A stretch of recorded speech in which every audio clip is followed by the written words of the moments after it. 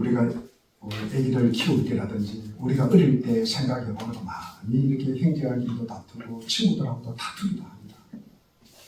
사실 다투면은 여러분 너 왜 다투니 이렇게 물으면 뭐라고 이야기합니까? 애들이 주로 첫 마디가 뭐라 그래요? 우리 때문에. 그렇죠. 너 때문에 그랬다. 너 때문에. 너가 밀었지 않냐? 네가 큰 소리 치지 않냐? 네가 나를 쳤지 않냐? 그래서 내가 코피가 났지 않냐? 그래서 내가 너를 갖다가 다리 뭉기를 뿔난 거 아니냐? 그래서 제1 원인을 찾아가는 거예요. 제1 원인. 여기 계시는 분들은 싸움 잘 안 해봤는가 봐요. 네.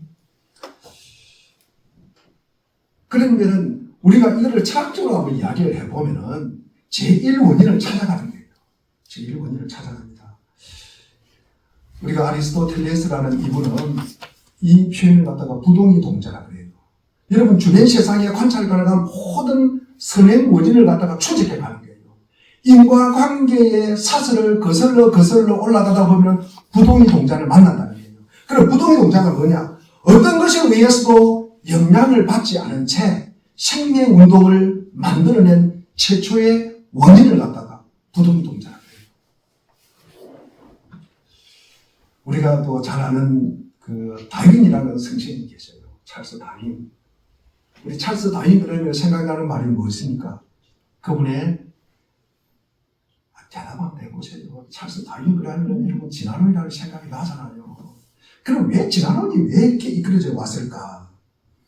여러분 그런 모든 행태의 생명체가 그 이전 행태의 생명체에서 유래됐다고 보는 거예요. 그러니까 하등 생물이 고등 생물로 발전한다고 보는 거예요. 인간이 왜 존재하냐? 그러면 가장 인간이 움직이기 전에 가장 먼저 찾아가면은 뭐 아메바가 있든 무슨 벌레가 있든 무슨 눈에 보이지 않는 무슨 전 같은 무슨 생명체가 있어가지고 그것이 진화되어서 가장 고등동물이 됐다고 보는 거예요. 그래서 이 다윈은 미지의 요인이라고 해요. 알 수 없는 그 미지의 요인이 가장 작은 생명체를 만드는 최초의 원인이라고 보는 거예요. 그것이 최초의 제1 원인이라고 보는 거예요. 우리가 잘 아는 그 심리학자 프로이드라는 사람이 있습니다. 지금부터 프로이드는 성인 신경증, 그러니까 신경의료제의 기원을 유아기, 그러니까 유년기의 두려움이나 죄책감이나 그 욕망에서 그 원인을 찾아내는 거예요. 그러니까 성인이 되어서도 무의식 중에 그 정신이 남아있다는 거예요. 우리가 이 땅을 살아가면서 거의 이런 이론에 우리가 젖어 있습니다. 그리고 이런 이론을 많이 접하고 공부하고 이렇게 사는 것이 지혜롭다고 생각하고 살았어요. 그리고 이것이 당연한 것처럼 우리는 여기고 살았습니다. 그럼 성경은 우리가 어떻게 이야기할까? 성경의 이야기하는 제1 원인은 무엇일까? 여러분 성경의 제1 원인은 무엇입니까? 여러분? 사랑. 오늘 본문에서 우리가 읽은 바와 마찬가지로 하나님의 말씀이랍니다. 하나님의 말씀입니다. 우리가 신약과 구약 성경의 일관된 가르침에 따르면 맨 처음 세상이 시작되게 만든 것이 무엇이에요? 하나님의 말씀이잖아요. 그것이 제1 원인이라고 보는 거예요. 우리가 창세기 1장 1절에 어떻게 되어 있습니까? 태초에 하나님이 천지를 창조하시니라. 이어지는 절에서 우리가 창조의 과정을 묘사하고 있습니다. 여기서 우리는 모든 창조는 하나님의 말씀의 결과잖아요. 그래서 우리는 하나님이 말씀하시되, 하나님이 이러시되, 하나님이 가라사대, 그렇게 시작이 되는 것입니다. 그래서 하나님의 말씀이 첫 번째예요. 하나님의 말씀이. 하나님의 말씀보다 앞서는 것이 있어요, 없어요? 없어요. 우리가 모태에서 잉태되기 전에도 하나님의 말씀은 계셨고, 우리가 태어나기 전에도 하나님의 말씀이 계셨고, 어떤 일, 어떤 사건, 어떤 상황이 벌어지기 전에 뭐가 계셨어요? 하나님이 말씀이 계셨다는 겁니다. 우리가 이 세상을 창조할 때 빛을 만들기 전에도 하나님이 말씀이 계셨고, 궁창, 그 다음에 땅, 해와 달, 별이 있기 전에 하나님이 말씀이 계셨고, 나무가 있고 꽃이 있고, 여러분 물고기가 있고, 여러분 새가 있고, 여러분 동물이 있기 전에도 하나님의 말씀이 먼저 계셨다는 것입니다. 그래서 하나님의 말씀이 제1 원인이라고 보는 거예요.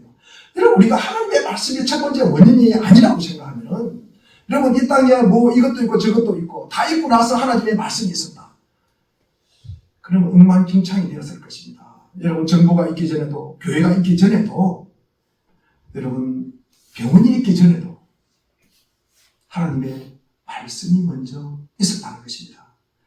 말씀은, 그래서 우리가 말씀을 허투루 들으면 안 된다는 말씀이에요. 우리가 허투루 듣고 우리가 하나님의 말씀을 불중하게 여길 때 우리는 하나님의 말씀, 하나님의 말씀으로 창조되었다는 이 사실을 우리가 좀 신속하게 받아들이기 어렵다는 말씀을 드립니다. 우리가 이사야 40장에 보면은 1절에 보면은 하나님의 백성을 뭐 해라? 위로하라 라는 말씀이 나옵니다. 이스라엘 백성들이 바벨론 포로로 끌려갑니다. 거기서 몇 년 동안 고생합니까? 70년 바벨론 포로 생활을 지냅니다. 거기서 엄청난 어려움을 겪습니다. 그러면 그들이 자기들이 하나님을 믿는 그 신앙을 가졌다는 그 이유 때문에 엄청난 핍박을 당하고 외지에서 다른 나라에서 끌려가가지고 고전의 고문과 핍박을 당합니다. 여러분, 우리가 70년이라면 한 세대를 넘어가잖아요. 우리가 보통 한 세대를 30년이라고 하는데 두 세대를 갖다 넘어갑니다. 그러면 이들이, 그리고 조상들이 하나님을 믿던 그 신앙, 그런 상징들, 그런 믿음 자체가 여러분 흔들리게 되고 잊어지게 되고 기억에 별로 남는 게 없게 되는 거예요. 기억에 별로 남는 게 없습니다. 그때 하나님께서 이 이사야 선지자를 통해서 이 이스라엘 백성들을 위로하는 거예요. 위로하라. 그래서 하나님이 이 이사야 선지자가 묻습니다. 하나님, 이 상황에서 무엇을 위로하는 말입니까? 어떻게 나를 갖다 위로하는 말입니까? 이런 핍박한 상황 속에서 어떻게 위로를 하라고 그러는 겁니까? 그렇게 묻습니다. 그럴 때 우리 주님께서 하시는 말씀이 이사야 4장 8절에 나오는 말씀입니다. 우리 한번 읽어보겠습니다. 이사야 4장 8절 시작. 그런 말고 옷을 입으나 우리 하나님의 말씀은 영원히 서 있다. 아멘. 하나님의 말씀은 영원히 서 있다는 말씀이에요. 아멘. 이 오늘 본문은 베드로 전서입니다. 베드로가 쓴 책이에요. 우리가 베드로 전서 5장 13절에 보면 바벨론이라는 단어가 나옵니다. 이 바벨론은 주석학자들이 로마일 것이다. 지금 상황이 어떤 상황입니까? 지난주에 제가 말씀을 드렸지만도 부활주의입니까? 그때 말씀을 드렸지만도 이 로마로 인해서 엄청난 핍박을 당하고 있을 때입니다. 그래서 원행 광장에서 많은 믿음의 사람들이 짐승의 밥이 되는 그런 상황이고 참 많은 사람들이 배교를 하게 되고 어려운 상황이었어요. 하나님을 떠나가는 그런 상황이었습니다. 그래서 그때 이 베드로가 이 베드로 전서를 쓰면서 바벨론 포로의 힘든 그 상황을 지금 인용해서 오늘 본문에 이 말씀을 쓰는 거예요. 그래서 오늘 본문 우리가 24절이니까 거기에 보면은 이 말씀이 들어있잖아요. 우리 오늘 본문 우리 24절 한번 읽어보겠습니다. 24절 그리고 25절 앞부분까지 한번 읽어보겠습니다. 시작. 그러므로 모든 육체는 가 같고 그 모든 모든 영광은 가 꽃과 같다. 그런 말로 꽃은 떨어지되 주님의 말씀은 영원히 있다. 여기까지. 이 말씀을 베드로가 인용하는 거예요. 이 말씀은 이사야가 원래 했던 말이잖아요. 바벨론 포로에 고생하는 이 이스라엘 백성들을 위로할 때 쓰는 말이잖아요. 그래서 베드로가 이 말씀을 가져와가지고 베드로가 1세기 때 이 말씀이 한 60년부터 AD 60년에서 80년 사이에 쓴 베드로 전서인데 그때 이 말씀, 이때 그 이스라엘 백성들이 유대인들이 얼마나 고통을 당하는지 모릅니다.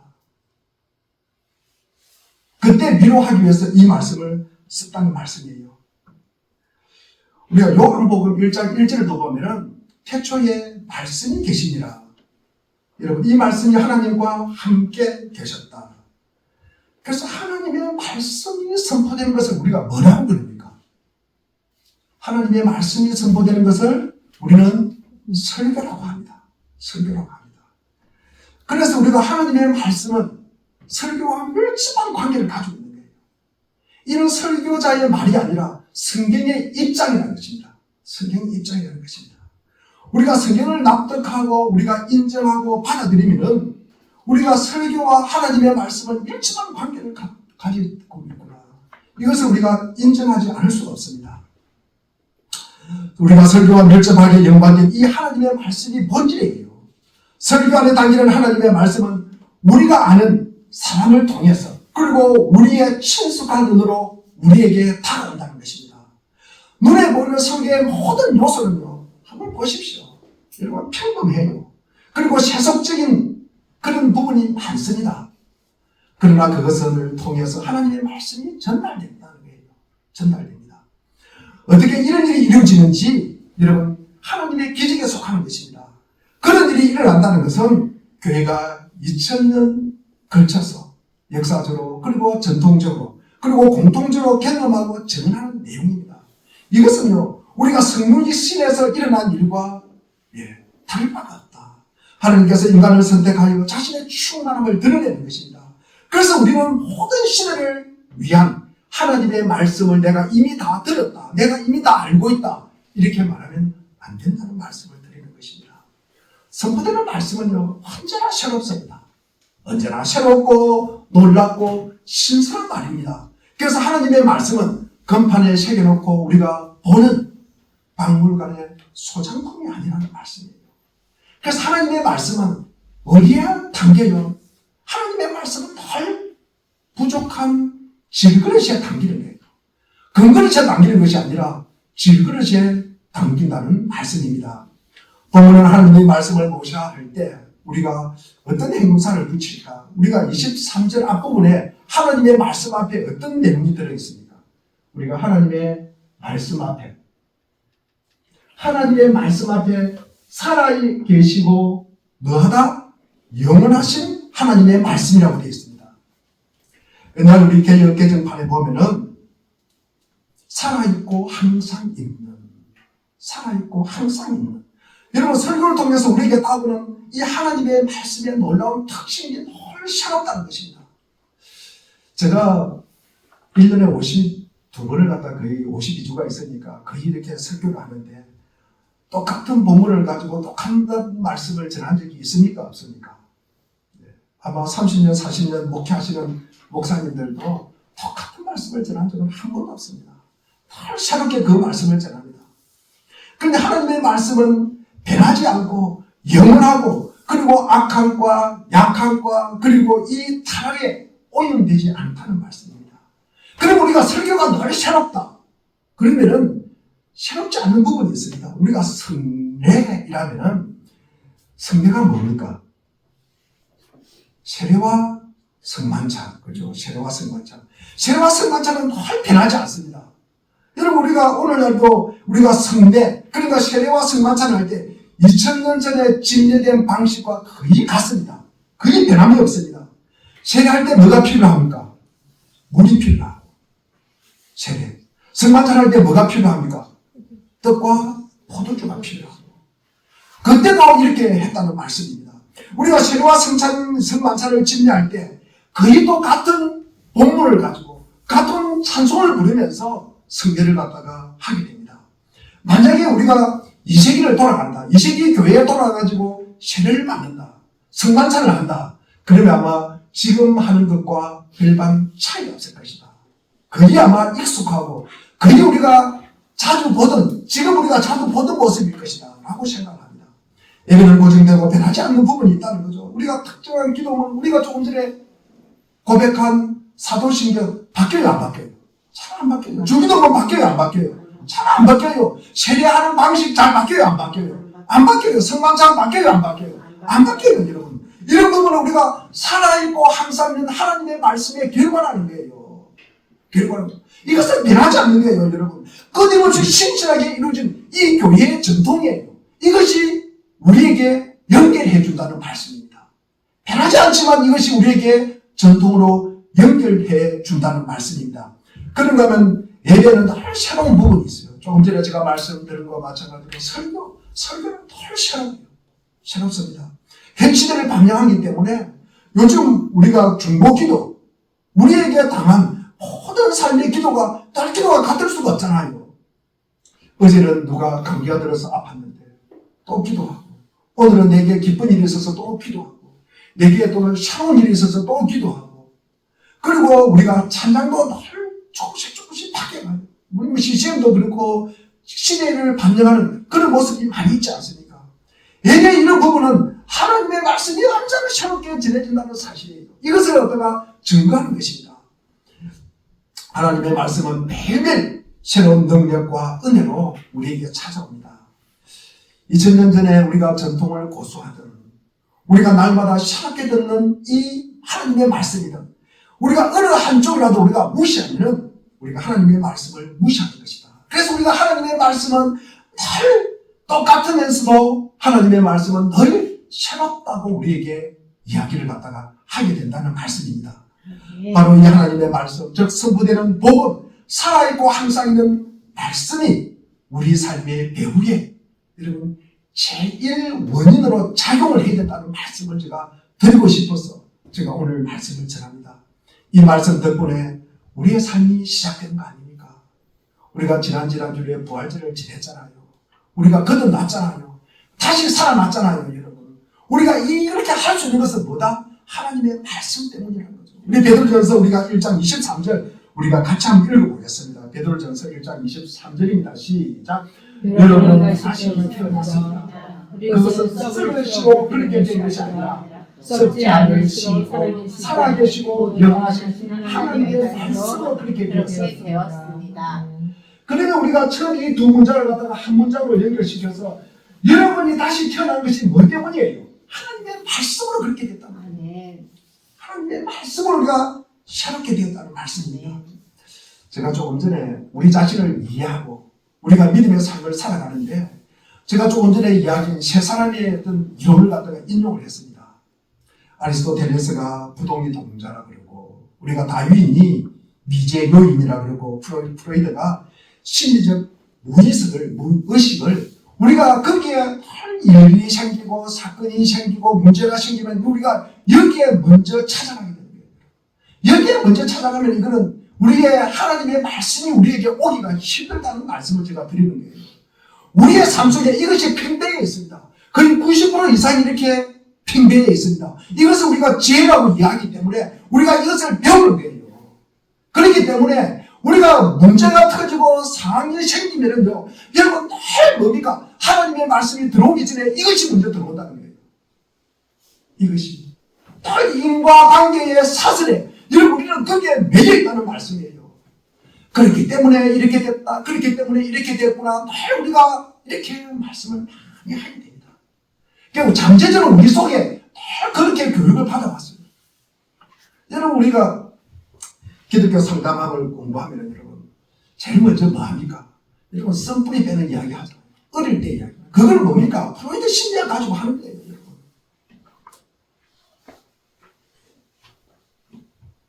우리 자신을 진정으로 이해하려면 여러분 하나님의 말씀에 우리가 귀를 기울여야 되는 거예요. 여러분 하나님은 우리가 듣고 이해하도록 말씀하시는 거예요. 우리가 직접 하나님의 말씀을 들을 수가 있습니까? 그렇지 않습니다. 우리는 그 말씀에 우리는 귀를 기울여야 되는 거예요. 여러분, 예수님은 하나님의 말씀은 인간의 마음밭이라는 이 마음밭에 뿌려진 씨앗과 같다고 말씀하셨어요. 그래서 뿌린 씨앗은 받은 자의 상태에 따라서 열매 맺는 삶이라는 결실을 갖다가 맺게 되는 것입니다. 여러분, 하나님의 말씀을 우리가 제1원인으로 작용하고 바벨론 포로의 유배자들이나 그리고 나그네의 삶을 사는 자들이나 우리가 고통받는 자들이나 여러분 이들 안에 분명한 위로의 말씀이 주어졌고 그 위로의 말 속에 예수님 안에서 우리가 함께 누리게 된 하나님의 사랑과 그 열매 맺는 삶이 그 안에 담겨져 있다는 말씀이에요. 담겨져 있다는 말씀입니다. 그렇다면 베드로가 자신이 이런 교회와 나누고 있는 그리고 새 생명의 제1원인을 베드로는 여러분 하나님의 말씀으로 지칭하고 있는 것입니다.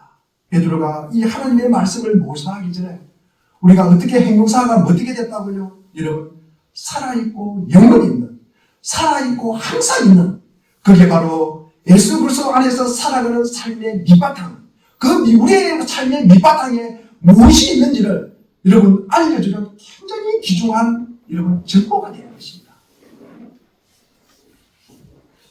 우리가 이것을 잘 살펴봐야 됩니다. 잘 살펴봐야 되는데 우리가 그렇지 않으면 우리가 사람이 어떻게 살고 움직이고 사람이 어떻게 존재하는가 우리가 그냥 생각해보면 이 아리스토텔레스의 인과관계 이것이 옳구나 그래서 그렇구나 여러분 다윈이 하는 이야기나 그리고 이 프로이트가 하는 이야기 여기에 우리가 완전히 휘둘릴 수 있다는 거예요. 여러분. 그 인과관계의 틀 속에 먹이사슬처럼 굴러가는 그 틀 속에 우리가 완전히 거기에 휘둘려 살 수가 있다는 말씀입니다.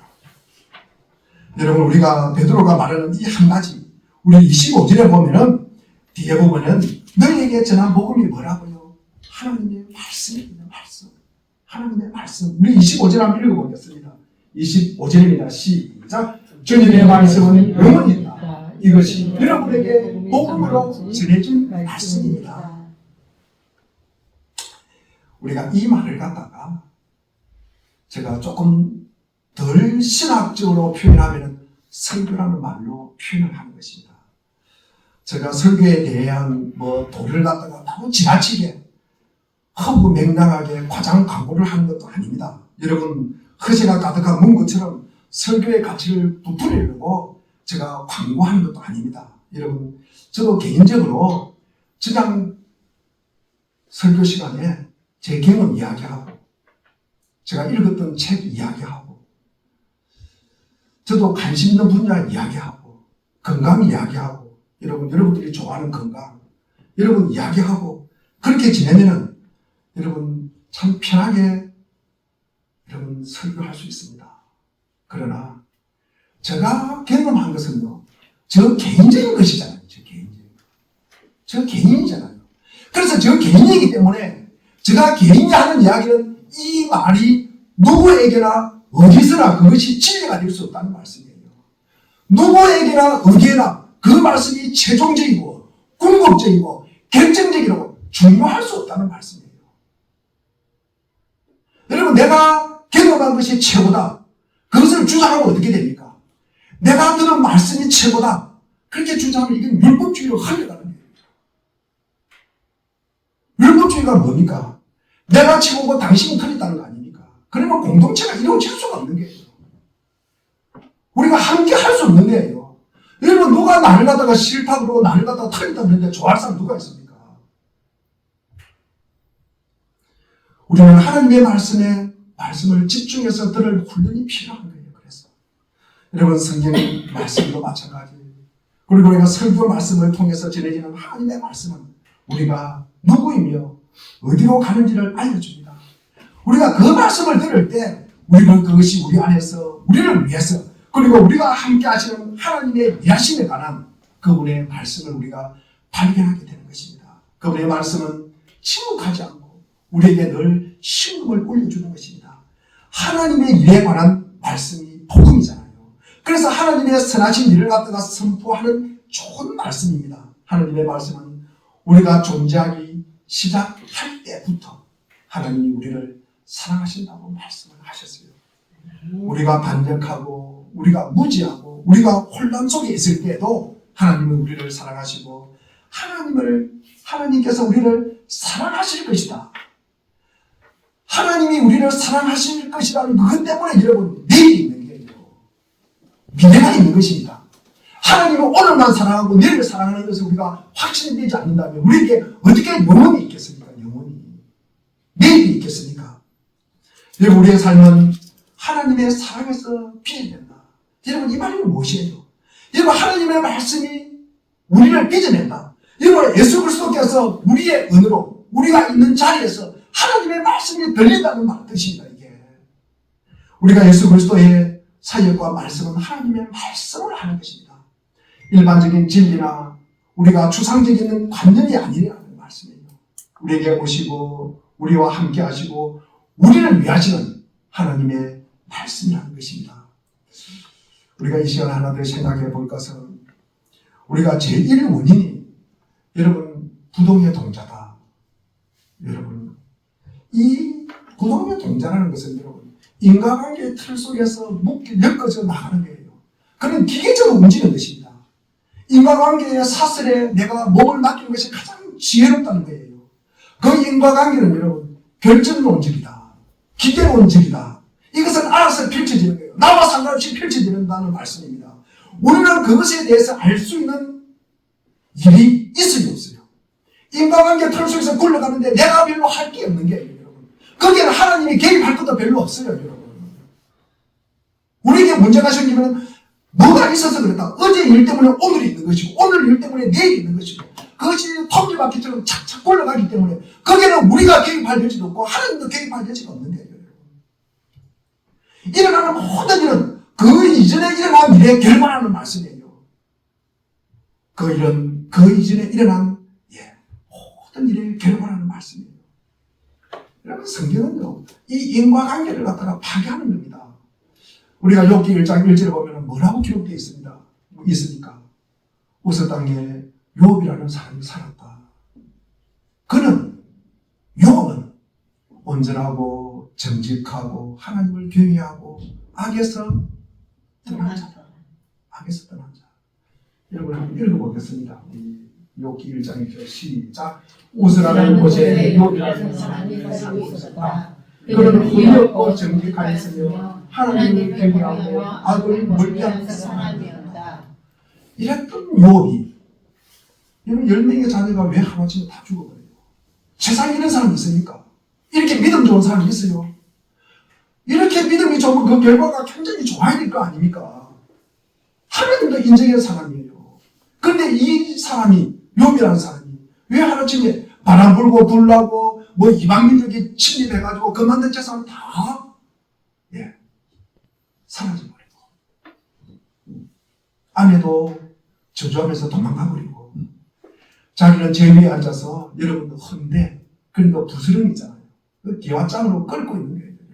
이 신세가 된 것입니다. 여러분 이 욥기를 우리가 어떻게 이해하겠습니까?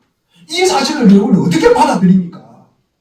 성경은요 이 인과관계를 갖다가 파괴하는 내용입니다. 파괴하는 내용입니다. 그래서 우리가 자꾸 인과관계 틀을 가지고 성경을 보니까 이해가 안 된다 그러는 거예요. 이해가. 우리가 다윈의 이야기가 이 다윈의 이론이 미지의 요인이 여러분 우리가 옳다고 받아들이면 어떻게 되겠습니까? 이게 아마 제일 원인으로 우리가 진화론적으로 진보하고 화학적으로 우리가 생물학적으로 발전해가는 과정이라고 받아들이면은 우리가 진보가 최고화되려면 열심히 일해야 됩니다. 여러분 땀 흘리고 일해야 됩니다. 옳습니다, 여러분. 진보가 여러분 진보에 헌신하고 그리고 필요할 때마다 어떻게 해야 됩니까? 하등동을 잡아먹어야 되는 거예요. 내보다 부족한 사람 밟고 일어서는 거예요, 여러분. 여기에 뭐가 있습니까? 먹이 사슬이 있고 야구 강식이 판치는 세상이 되는 것입니다. 그래서 1등을 하나밖에 없는 거예요, 여러분. 최고 하나밖에 없는 것입니다. 이것은 굉장히 우리에게 불행한 부작용을 일으킨다는 말씀이에요. 여러분 병자라든지 장애인이라든지 여러분 무지한 사람 미숙녀자들은 여러분 성가신 존재가 되는 거예요. 세상에 존재하면 안 되는 거예요. 없어지게 존재예요. 그러니까 대우를 받지 못하는 것입니다. 이런 이론이 판을 칠 때 그렇다는 말씀이죠. 다윈의 이론이 여러분 프로이드가 이 이론이 옳다. 이게 조금 전에 이야기했듯이 이 개인적인 경험이 제일 원인이라면은 여러분 최대한 여러분 잘 적응하는 것이 삶의 지혜입니다. 가장 잘 적응하는 것이 삶의 지혜입니다. 그렇게 이렇게 우리가 프로이드 이론을 받아들이면은 여러분 우리가 살아갈 때 다른 사람에게 너무나 많은 짐을 갖다가 떠넘기게 된다는 말씀이에요. 모든 일어나는 사건은 남 탓하는 거예요. 남 탓. 다른 일 때문에 내가 그렇게 됐다는 거예요. 너 때문에 내가 그렇게 됐다는 거예요. 그렇게 인과관계를 가지고 풀어나가는 것입니다. 관계가 잘 적응하고 싶으면 어떻게 됩니까? 여러분 나를 불편하게 하는 사람, 나를 불안하게 하는 사람, 나를 힘들게 하는 사람이나 상황, 그러니까 이런 사람과 이런 상황은 어떻게 한다? 피하는 것이 상책이에요. 피하는 것. 이게 지혜롭다고 여기는 거예요. 지혜롭다고 여기는 것입니다. 그러나 오늘 본문에 보니까 우리가 성경 말씀이 옳다면 우리가 하나님의 말씀을 제일 원인으로 받아들이는 거예요.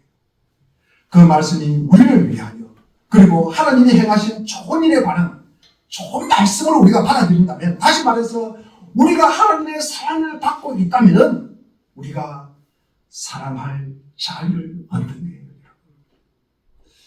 하나님이 우리를 기계적으로 만들지 않았습니다.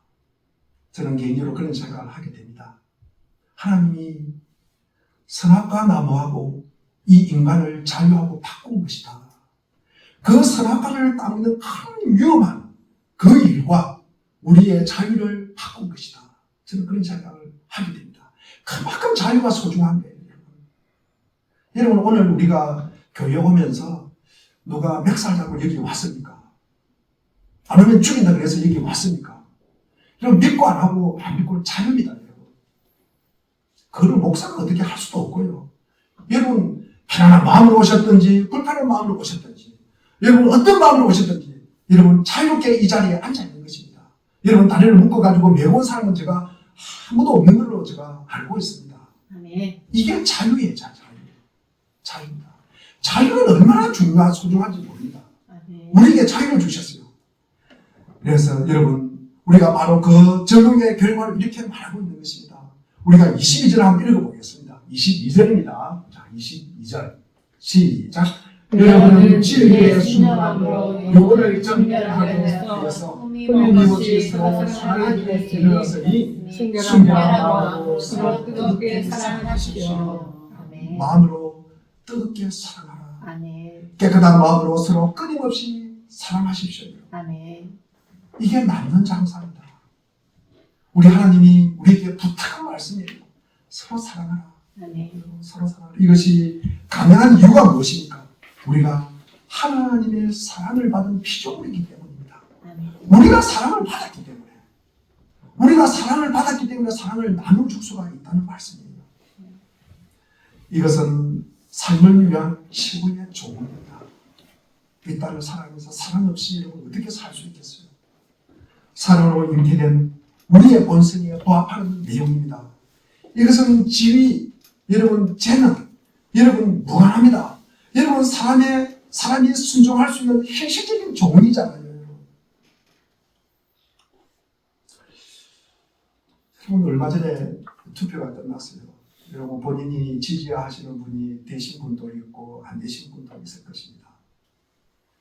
여러분 세상이 그 사람들에 의해서 누가 되고 안 되고 그래가지고 움직입니까? 여러분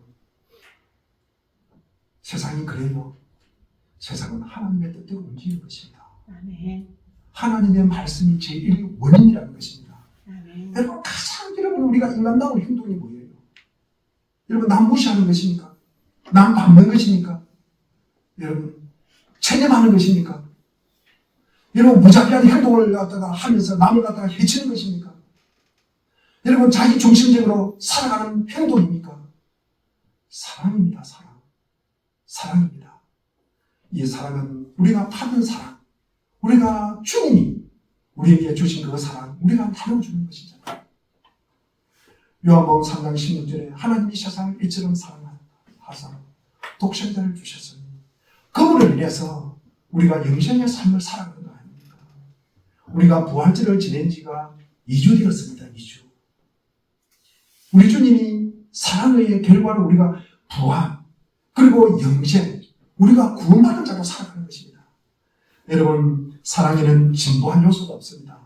하나님의 사랑은 여러분 조금 전에 말씀하신 우리가 성례는 항상 같은 방식이지만 설교와 찬양은 늘 우리를 새롭게 하는 하나님의 사랑을 표현하는 것처럼 서로를 향한 우리의 사랑도 그 사랑의 의미는 변하지 않지만 우리가 얼마나 자발적으로 하느냐 얼마나 우리 삶 속에 이 하나님의 말씀을 잘 적용시키느냐 이것은요 여러분에게 달린 거예요. 우리가 이 자발성과 이 적용을 갖다가 우리가 늘 새롭게 하면서 우리가 역동적인 우리의 삶을 살아가는 복된 삶이 되시기를 주의 이름으로 축원드립니다. 아멘. 기도하겠습니다.